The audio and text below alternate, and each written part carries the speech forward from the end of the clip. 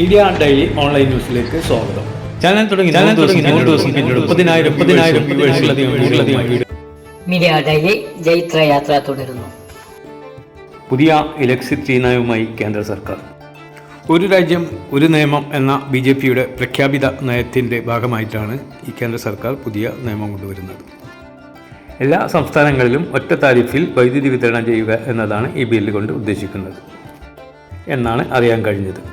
ഈ ബിൽ പാസ്സാകുന്ന മുറക്ക് കേരളത്തിലേക്ക് ധാരാളം സ്വകാര്യ വൈദ്യുതി വിതരണ ഉൽപ്പാദന കമ്പനികൾ വരാനുള്ള സാധ്യതകളും കൂടുതലാണ്.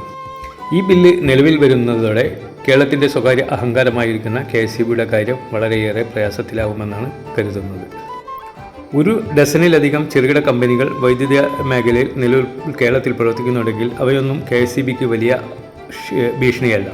എന്നാൽ ഇന്ത്യയിലെ തന്നെ വമ്പൻ കമ്പനികളായ ടാറ്റ, റിലയൻസ്, JSW, അദാനി എന്നിവ പുതിയ കേന്ദ്ര നിയമപ്രകാരം കേരളത്തിൽ കടന്നു വരാനുള്ള സാധ്യതകൾ വളരെ ഏറെയാണ്. അതിനുള്ള പ്രധാന കാരണം ഏറ്റവും ചിലവ് കുറഞ്ഞ വൈദ്യുതി ഉൽപ്പാദിപ്പിക്കുവാൻ കഴിയുന്ന ഹൈഡ്രോ പ്രോജക്റ്റുകൾ ഏറെ സാധ്യതയുള്ള സംസ്ഥാനം കേരളമാണ് എന്നത് തന്നെയാണ്. കൂടുതൽ സ്വകാര്യ കമ്പനികൾ വരുന്നതോടെ ഈ രംഗത്ത് മത്സരമുറുകുകയും കേരളം പോലെയുള്ള സംസ്ഥാനത്തെ പൊതുജനങ്ങൾക്ക് ഏറെ ഗുണകരമാകുമെന്നാണ് പ്രതീക്ഷിക്കുന്നുണ്ടെങ്കിലും KSEBയുടെ നിലനിൽപ്പ് നമുക്ക് അഭിമാനം തന്നെയാണ്. അതുകൊണ്ട് KSEB നിലനിൽക്കേണ്ടത് വളരെ അനിവാര്യതയുമാണ്. അവസരത്തിനനുസരിച്ച് ഉണർന്ന് പ്രവർത്തിക്കാൻ KSEBക്ക് കഴിയട്ടെ. ഏറ്റവും കുറഞ്ഞ ചെലവിൽ വൈദ്യുതി ഉൽപ്പാദിപ്പിക്കുന്ന സംസ്ഥാനമായിട്ടും ഏറ്റവും വലിയ ചാർജ് ഈടാക്കുന്ന സംസ്ഥാനം കേരളം തന്നെയാണ്. കൂടുതൽ സ്വകാര്യ കമ്പനികളെ ഈ മേഖലയിലേക്ക് കൊണ്ടുവരിക എന്ന ലക്ഷ്യവും കൂടി കേന്ദ്ര സർക്കാരിനുണ്ട്. ഡൽഹി പോലെയുള്ള സംസ്ഥാനങ്ങളിൽ നിലവിൽ തന്നെ സ്വകാര്യ കമ്പനികളാണ് ഈ മേഖലയിൽ ഏറെയും പ്രവർത്തിക്കുന്നത്. പല തരത്തിലുള്ള വൈദ്യുതി ഉൽപ്പാദനം ഇന്ന് രാജ്യത്തിൻ്റെ പല സംസ്ഥാനങ്ങളിലും നടക്കുന്നുണ്ട്. അതിൽ പ്രധാനമായിട്ടും നമ്മുടെ കേരളത്തിലുള്ള പോലെ ഹൈഡ്രോ പ്രോജക്റ്റ് വൈദ്യുതി ഉൽപ്പാദനമാണ്. കാറ്റാടിയിൽ നിന്നും വൈദ്യുതി ഉൽപ്പാദിപ്പിക്കുന്നു, സൗരോർജ്ജത്തിൽ നിന്നുള്ള വൈദ്യുതി ഉൽപ്പാദനം, അതുപോലെ തന്നെ താപനിലയങ്ങൾ, അങ്ങനെ വിവിധ മാർഗങ്ങളിലുള്ള വൈദ്യുതി ഉൽപ്പാദനം കേരളത്തിനു പുറത്തും നടക്കുന്നതായിട്ട് അറിയാൻ കഴിഞ്ഞിട്ടുണ്ട്. ഇത്തരത്തിൽ ഏറ്റവും കുറഞ്ഞ ചെലവിൽ വൈദ്യുതി ഉൽപ്പാദിപ്പിക്കാൻ കഴിയുന്ന ഏറ്റവും കൂടുതൽ പ്രൊജക്റ്റുള്ള ഒരു സംസ്ഥാനവും കേരളം തന്നെയാണ്.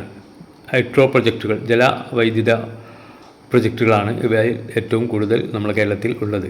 ഇതിൻ്റെ പ്രത്യേകത എന്താണെന്ന് വെച്ചാൽ മൂലധന നിക്ഷേപമാണ് കൂടുതലായിട്ട് ആവശ്യം വരിക. പിന്നീട് റോ മെറ്റീരിയൽസിന് നമുക്ക് അധികം ചിലവ് വരുന്നില്ല എന്നത് തന്നെയാണ്. കാരണം നമുക്ക് ധാരാളം മഴ ലഭിക്കുന്ന സംസ്ഥാനവും ഈ മഴവെള്ളം ശേഖരിച്ചു വെച്ച് ആ വെള്ളം പെൻസ്റ്റോക്കിലൂടെ കടത്തിവിട്ട് പ്രത്യേക ടർബൈനിലൂടെ ആണ് വൈദ്യുതി ഉൽപ്പാദിപ്പിക്കുന്നത്. അപ്പോൾ ഏറ്റവും ചിലവ് കുറഞ്ഞ പദ്ധതിയാണ് എന്നതാണ് ഇതിൻ്റെ ഏറെ പ്രത്യേകത.